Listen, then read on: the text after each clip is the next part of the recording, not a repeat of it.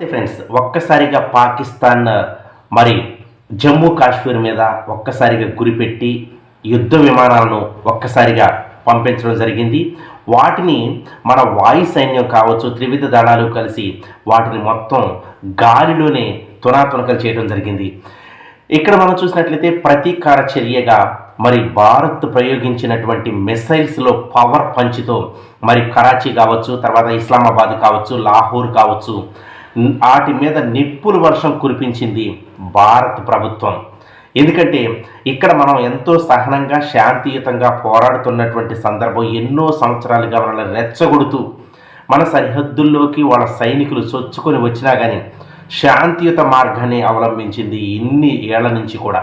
ఒక్కసారిగా జమ్మూ కాశ్మీర్లో అమాయక ప్రజలను ఎప్పుడైతే మరి పాకిస్తాన్ ఉగ్రవాదులు ఎప్పుడైతే మనల్ని సంహరించారో అప్పటి నుంచి భారత్లో ప్రతి ఒక్క వ్యక్తిలో కూడా రక్తం మరిగిపోయింది.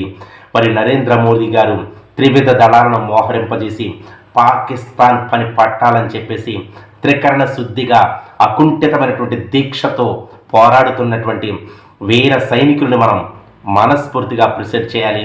భారత ప్రధానికి కూడా మనం అండగా ఉండాలి.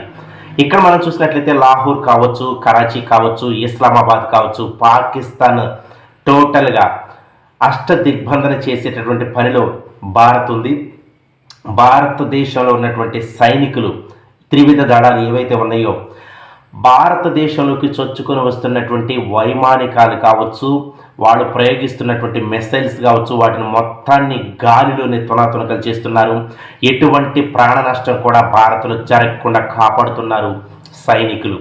అయితే ఇక్కడ మనం చూసినట్లయితే ఒక్కసారిగా ఎప్పుడైతే జమ్మూ కాశ్మీర్ మీద వాళ్ళు ప్రయోగింపజేశారో, తర్వాత అదేవిధంగా మనలో ఉన్నటువంటి ఇండియా బోర్డర్ దాటి మరి వాళ్ళ మిసైల్స్ వస్తున్నటువంటి సందర్భంలో వాటిని గాలిలోనే పేల్చడం జరిగింది. ఒక్క ప్రాణం కూడా పోకుండా మన దేశంలోకి వాటిని రానికుండానే తిప్పి కొడుతూ ఉన్నారు. ఒక రకంగా చూసినట్లయితే కరాచీ కావచ్చు, లాహోర్ కావచ్చు, ఇస్లామాబాద్ కావచ్చు, పాకిస్తాన్లో సగభాగం మొత్తం కూడా ఆక్రమణ జరిగింది. తునాతునకలైపోయి అక్కడ నిప్పుల వర్షమే కురిపిస్తున్నారు భారత సైనికులని చెప్పొచ్చు.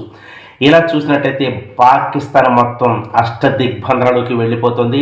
పాకిస్తాన్లో కకావికలమై మరి పాకిస్తాన్ ప్రధానమంత్రి కూడా తీవ్రమైనటువంటి ఆందోళనలో ఉన్న ఎన్నో సంవత్సరాల నుంచి పాకిస్తాన్ అకృత్యాలు కావచ్చు, పాకిస్తాన్ చేస్తున్నటువంటి కుట్రలు కావచ్చు, వీటన్నిటికి కూడా సహనమే వహించింది ఇన్ని ఏళ్లుగా భారత ప్రభుత్వం.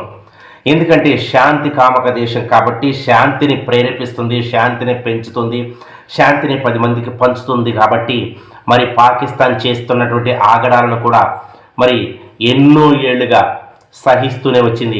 అయినా కానీ ఇప్పటికి 4 సార్లు యుద్ధం జరిగితే పాకిస్తాన్కి, భారత ప్రభుత్వానికి, భారతదేశానికి జరుగుతున్నటువంటి యుద్ధంలో అనేక సార్లు పాకిస్తాన్ ఓడిపోయినా కానీ పాకిస్తాన్కి బుద్ధి అనేది రాలేదు.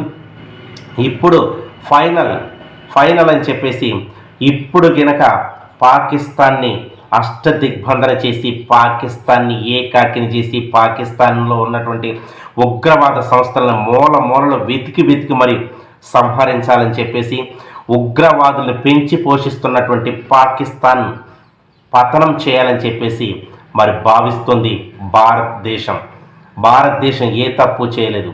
భారతదేశంలోకి చొచ్చుకొని వచ్చి కాశ్మీర్లో మరి కాశ్మీర్ అందాలను చూడటానికి వెళ్ళినటువంటి మరి వ్యక్తులని, అమాయకమైనటువంటి వ్యక్తుల్ని మరి పొట్టన పెట్టుకున్నారు పాకిస్తాన్ ఉగ్రవాద మూకలు. కాబట్టి వాళ్ళకి గుణపాఠంగా ఈరోజు జరుగుతున్నటువంటి గత 4-5 డేస్ నుంచి జరుగుతున్నటువంటి యుద్ధంలో పాకిస్తాన్ పని అయిపోయింది, టోటల్గా అయిపోయినట్లే మనం భావించవచ్చు. ఇంకా ముందు ఎలా ఉంటుంది ఏంటనేది కూడా వేచి చూద్దాం. పాకిస్తాన్ని అష్టదిగ్బంధన చేసి పాకిస్తాన్ని సంహరింపజేయటం మీ అందరికీ ఎలా అనిపిస్తుందో కామెంట్లో తెలియచేయండి. జై హింద్.